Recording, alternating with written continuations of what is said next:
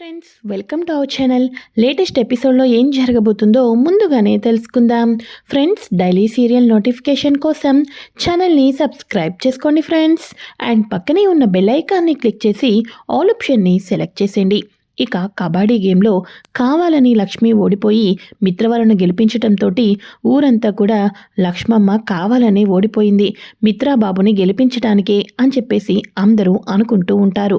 మీలో మీరు గెలుస్తారో ఓడిపోతారో మాకెందుకు, దమ్ముంటే మాతో కబడ్డీ ఆడండి అని చెప్పేసి లక్ష్మికి పొలం అమ్మమని గొడవ చేసిన వాళ్ళు అయితే వచ్చి కబడ్డీ ఛాలెంజ్ పెట్టుకుందాం, నువ్వు ఓడిపోతే పొలం మాకు అమ్మేయాలి అని చెప్పేసి డీల్ అయితే కుదుర్చుకుంటారు. సరే అయితే నేను రెడీ అని చెప్పేసి లక్ష్మి బరిలోకి దిగుతుంది. లక్ష్మికి సపోర్టుగా వివేక్, జాను, మిత్ర వాళ్ళు కూడా బరిలోకి అయితే దిగుతారు.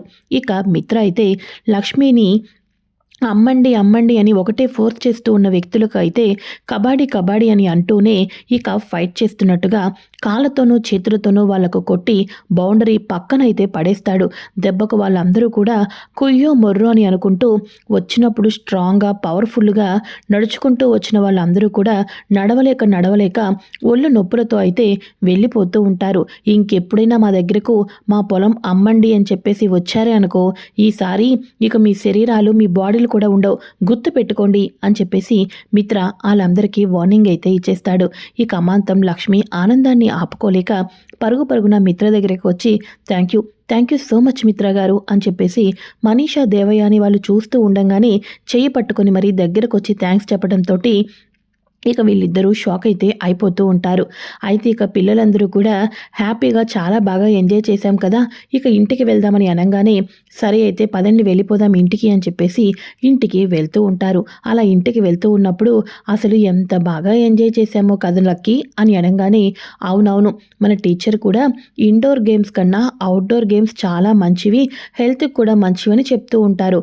అవుట్డోర్ గేమ్స్ ఆడితే చూడు మనకు ఎంత చెమట పట్టిందో అని చెప్పేసి పిల్లలు అవుట్డోర్ గేమ్స్ బాగా ఆడుకోవాలి అని చెప్పేసి ఈ రకంగా మాట్లాడుకుంటూ అందరూ కూడా కలిసి ఇంటికైతే వెళ్తారు.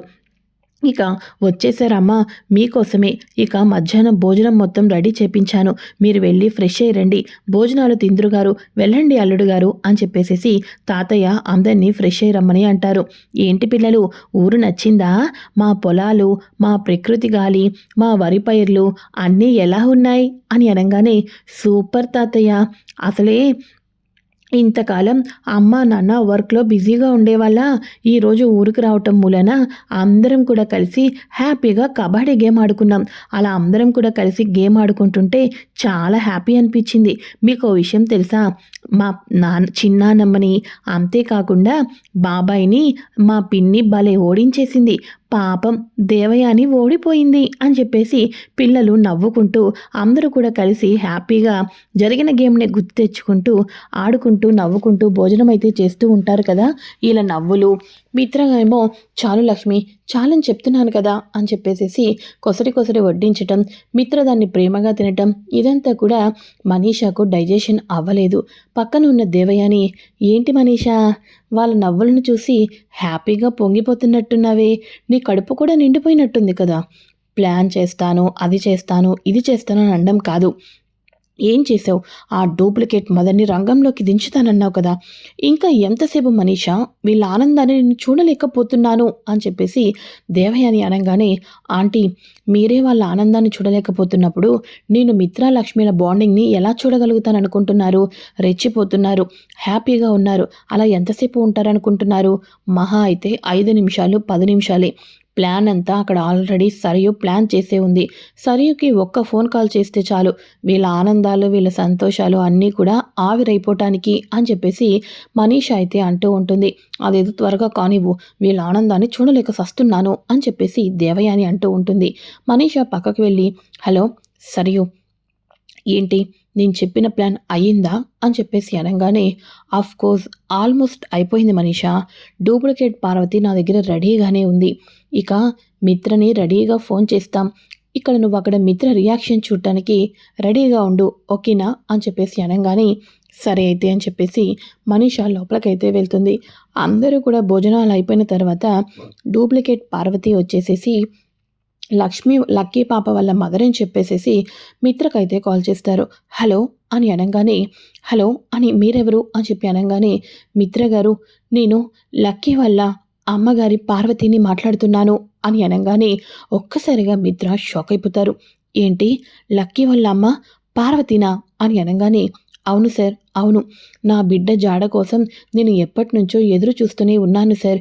ఇన్నాళ్టికి నా బిడ్డ క్షేమంగా మీ దగ్గర ఉందని తెలిసింది. ఇంతకాలం నా కన్న కూతుర్ని మీ కూతురుగా ప్రేమగా పెంచినందుకు మీకు కృతజ్ఞతలు సార్. మీ రుణాన్ని ఎలా తీర్చుకోవాలో నాకు అర్థం కావటం లేదు. ఇన్నాళ్టికి నా కూతురు జాడ తెలిసింది. ఆ దేవుడు నా పూజలు నెరవేర్చినట్టు ఉన్నాడు. అందుకోసమే నా బిడ్డ నా దగ్గరికి రాబోతుంది. సార్ ఇప్పుడు మీరు ఊర్లోనే ఉన్నారని తెలిసింది సార్ నాకు. ఫోన్ సిగ్నల్స్ ద్వారా నా బిడ్డని నేను తీసుకోవటానికి రేపు ఉదయాన్నే వచ్చేస్తాను సార్. తప్పకుండా రేపు ఉదయాన్నే వచ్చేస్తాను. ఎందుకంటే ఈ ఊరు నుంచి ఆ ఊరు రావాలంటే చాలా టైం పడుతుంది కదా! మయన్మార్ నుంచి రావాలి అని చెప్పేసేసి ఇక పార్వతి అయితే ఫోన్ని పెట్టేస్తుంది. ఒక్కసారిగా మిత్ర కన్నీళ్లు పెట్టుకుంటాడు. అల్లారి ముద్దుగా పసి పాప అయినప్పటి నుంచి ఇలా తల్లి గర్భంలో నుంచి బయటకొచ్చినప్పటి నుంచి తన చేతుల్లోనే పెరిగి ఇన్ని రోజులు ఇన్ని సంవత్సరాలుగా చిన్న పసికందు పాపను 7 ఏళ్ల పాపగా తయారు చేసి తన జీవితం మొత్తం కూడా తనదే అన్నట్టుగా తన ప్రాణాన్ని ప్రాణంగా పెట్టి పాపను పెంచుకున్న మిత్ర తల్లి వచ్చి తీసుకుని వెళ్ళిపోతుందని అనేసరికి తనకు గుండె ఆగిపోయినంత పని అయిపోతుంది. కన్నీళ్లు పెట్టుకుంటూ ఉంటాడు. బాధపడిపోతూ ఉంటాడు. ఇక వీళ్ళందరూ కూడా వరండాలో నుంచొని భోజనం గురించి మాట్లాడిన తర్వాత ఇప్పుడు నెక్స్ట్ ఏం ప్లాన్ చేద్దాం, ఎక్కడికి వెళ్దాం అని మాట్లాడుకుంటూ ఉండగా మిత్ర ఫోన్ మాట్లాడి లోపలికి వస్తాడు. మిత్ర గారు ఎవరు, ఏమైంది, ఎందుకని చెప్పేసి ఇలా డల్గా ఉన్నారు అని చెప్పేసి లక్ష్మి అయితే అడుగుతుంది. ఇక వెంటనే అప్పుడు మిత్ర లక్ష్మి అని చెప్పేసేసి తన బాధను ఎలా చెప్పుకోవాలో తెలియక అమాంతం ఇంట్లో ఉన్న వాళ్ళందరూ చూస్తూ ఉండగా లక్ష్మిని గట్టిగా హక్ చేసుకుంటాడు. మి ఇక మిత్ర అయితే లక్ష్మి లక్ష్మి నాకు ఫోన్ చేసింది లక్కీ వాళ్ళ మదర్ పార్వతి. తను తన కూతుర్ని తీసుకోవడానికి వెళ్ళిపోతుందంట. నాకు లక్కీ కావాలి లక్ష్మి, నాకు లక్కీ కావాలి. నా నుంచి లక్కీ దూరం అయిపోతే నేను బతకలేను లక్ష్మి. నాకు లక్కీని ఇవ్వు లక్ష్మి. నీకు ప్లీజ్, నీకు పుణ్యం ఉంటుంది లక్ష్మి. నా బిడ్డను నాకు అప్పచెప్పు. ఆ బిడ్డను వేరేవాడు తీసుకొని వెళ్తే నేను చూస్తూ ఉండలేను. నువ్వు ఏం చేస్తావో నాకు తెలియదు లక్ష్మి. ప్లీజ్ నా బిడ్డ నా దగ్గరే ఉండాలి అని చెప్పేసేసి మిత్ర కన్నీళ్లు పెట్టుకుంటూ కన్నీటి పర్యాంతమైపోయి లక్ష్మి సహాయం అయితే కోరుతూ ఉంటాడు. ఇక వెంటనే లక్ష్మి తన భర్త ఎంత ప్రేమిస్తున్నాడో బిడ్డని అని చెప్పేసేసి, ఏవండి ఎందుకండి మీరు అంత అధైర్యపడిపోతున్నారు? అసలు మీకు తను ఫోన్ చేసింది అని అంటున్నారు కదా, నేను ఫుల్ డీటెయిల్స్ తెలుసుకుందాం. మీరు ఏమీ వర్రీ అవ్వద్దు అని చెప్పేసేసి ఇక లక్ష్మి అయితే తిరిగి ఆ నెంబర్కి కాల్ చేయమండి, స్పీకర్ ఆన్ చేయండి అని చెప్పేసి అంటుంది. హలో, ఏంటి మీరు నిజంగానే లక్కీ వాళ్ళ మదరా అని అనగానే, అవును నేను నిజంగానే లక్కీ వాళ్ళ మదర్ పార్వతిని అని అనగానే, అవునా మీరు పార్వతి అయితే లక్కీ మీ కూతురే అని చెప్పేసేసి గ్యారెంటీ ఏముంది, ఆధారాలు ఏమున్నాయి అని అనగానే ఒక్కసారిగా పార్వతి షాక్ అయిపోతూ ఉంటుంది. ఓయమ్మో, నా కూతురు నాకు దక్కుతుందని సంతోషపడుతుంటుంటే నువ్వేంటమ్మా ఆధారాలు సాక్ష్యాలు కావాలి అని అంటున్నావు? తల్లి బిడ్డ మధ్యలో ఎటువంటి ఆధారాలు ఎటువంటి సాక్ష్యాలు ఉండవు. నిజమైనది తల్లి బిడ్డల బంధం అంటే ఏమనుకుంటున్నావో ఏంటో అని చెప్పేసేసి పార్వతి లక్ష్మిని అంటూ ఉంటుంది. చూడు, నువ్వేం చేస్తావో నాకు తెలీదు. రేపొద్దున బిడ్డను తీసుకోవడానికి వచ్చేస్తాను అని అంటున్నావు. వచ్చినప్పుడు సాక్ష్యాలతో పాటు రా అని చెప్పేసేసి ఫోన్ అయితే పెట్టేస్తుంది. ఇక వెంటనే సాక్ష్యాల, ఏంటి సాక్ష్యాలు కావాలి అని చెప్పేసేసి ఇక పార్వతి, ఏంటమ్మా నన్ను ఇరికిస్తున్నట్టున్నారా ఏంటి అని సరియుని అడగంగానే, నువ్వెందుకు అంత భయపడిపోతున్నావు, సాక్ష్యాలు నేను సృష్టిస్తాను కదా అని చెప్పేసేసి ఇక వెంటనే మనీషాకైతే ఫోన్ చేస్తుంది. వింటున్నాను చెప్పు అని అనగానే, చూడు సాక్ష్యాలు అడుగుతుంది. ఏం చేయమంటావు అని అనగానే, ఏం చేయమంటానా, ఇక్కడ నేను లక్కీ బాడీ మీద ఎక్కడెక్కడ ఇక పుట్టుమచ్చలు ఉన్నాయో చూస్తాను. ఆ పుట్టుమచ్చలు ఎక్కడున్నాయో లక్కీని చూడకోకుండానే ఇక మన పార్వతి చెప్పేటట్టు చెయ్యి. దెబ్బకు మిత్ర కూడా తన కూతురని ఒప్పుకుంటాడు అని చెప్పేసేసి ఇక వెంటనే సరే అని చెప్పేసేసి ఇక లక్కీకి ఎక్కడెక్కడ పుట్టుమచ్చలు ఉన్నాయా అని నిద్రపోతున్నప్పుడు చెక్ చేసి మనీష ఆ పుట్టుమచ్చలు మొత్తం ఎక్కడ ఉన్నాయని చెప్పేసేసి సరియుకి చెప్పంగానే సరియు అవన్నీ పార్వతికి చెప్తుంది. రేపొద్దున నువ్వు వెళ్ళంగానే పుట్టుమచ్చల ఆధారంగా బిడ్డను దక్కించుకుంటున్నానని చెప్పేసి చెప్పు, సాక్ష్యం అదే అని చెప్పు అని చెప్పేసి సరియు వాళ్ళైతే చెప్తారు కదా. ఇక మార్నింగ్ అవుతుంది. మార్నింగ్ అవ్వంగానే లక్ష్మి వాళ్ళందరూ టెన్షన్ పడుతూ ఉంటారు.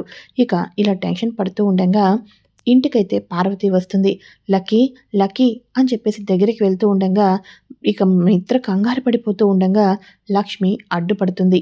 ఇలా చెయ్యి అడ్డు పెట్టి చూడు, నువ్వు తన కన్న కూతురవని తెలిసిన తర్వాతే బిడ్డను పట్టుకోవడానికి ఉంటుంది. నువ్వు ఇక్కడ దాకా వచ్చి బిడ్డను పొందటానికి వీల్లేదు. సాక్ష్యాలు తీసుకుని రమ్మని చెప్పేసి అన్నాను కదా, ఏవి ఆ సాక్ష్యాలు అని చెప్పేసి అనగానే ఇదిగో అమ్మ సాక్ష్యాలు, నా బిడ్డ పుట్టినప్పుడు పుట్టుమచ్చలు ఎక్కడెక్కడ ఉన్నాయో నేను చూశాను.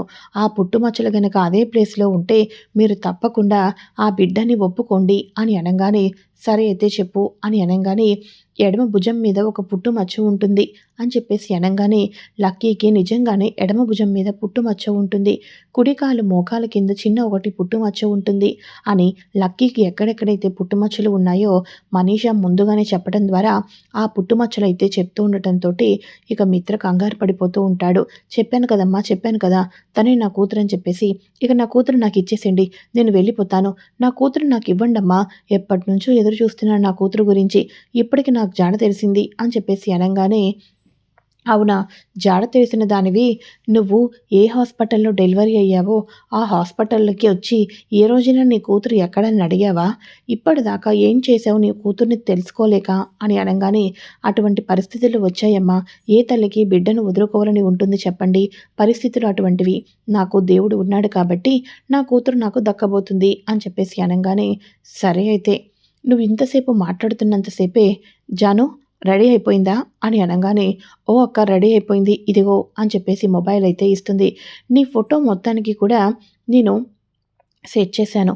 నీ ఆధార్ కార్డ్ మొత్తం ఓపెన్ చేసి చూస్తే అసలు నీ పేరు ఇక పార్వతీనే కాదు అని చెప్పేసేసి తేలుతుంది. నీ పేరు వచ్చేసేసి ఇక రవణమ్మ.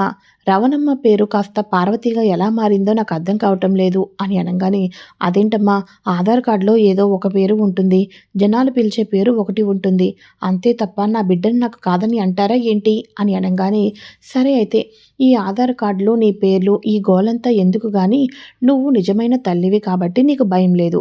ఆల్రెడీ డాక్టర్కి కూడా కాల్ చేసి పెట్టాను. Doctor on the way. పాపకి నీకు డిఎన్ఏ టెస్ట్ చేపిస్తాం. డిఎన్ఏ టెస్ట్ చేసిన తర్వాత నీ కూతురు అయితే ఓకే. అదే నీ కూతురు కాకపోయినప్పటికీ కూడా నువ్వు నీ కూతురే అని చెప్పేసేసి అబద్ధాలు చెప్పావే అనుకో, ఇక నువ్వు కట్టుకున్న భర్తకి కన్న బిడ్డలకు దూరం అయిపోతావు. అబద్ధం చెప్పి మోసం చేయాలనుకున్న నువ్వు జీవితాంతం కూడా జైల్లోనే చిప్పకుడు తినేటట్టు చేస్తాను. అబద్ధమైతే మాత్రం డాక్టర్ వస్తున్నారు, డిఎన్ఏ టెస్టుకు రెడీగా ఉండు.